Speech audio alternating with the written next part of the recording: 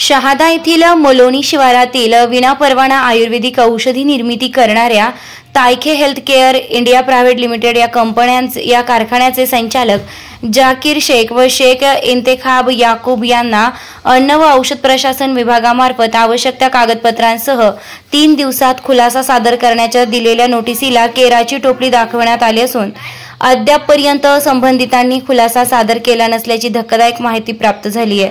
त्यामुळे अन्न व औषध प्रशासन विभाग मानवी जीवनाशी खेळ खेळणाऱ्या या महाभागांच्या विरोधात काय कारवाई करते याकडे नागरिकांचं लक्ष लागलेलं आहे।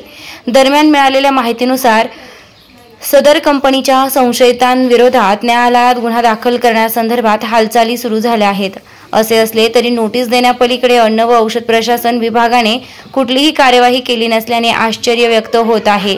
बनावट औषध निर्मिती करणाऱ्या सदर कारखान्याच्या संचालकांनी या नोटिसीला केराची टोपली दाखवत कुठलाही खुलासा सादर केला नसल्याची धक्कादायक माहिती मिळाली आहे। त्यामुळे अन्न व औषध प्रशासन विभागाचा अशा महाभागांना धाक आहे की नाही असा प्रश्न या प्रकरणामुळे उपस्थित होत आहे।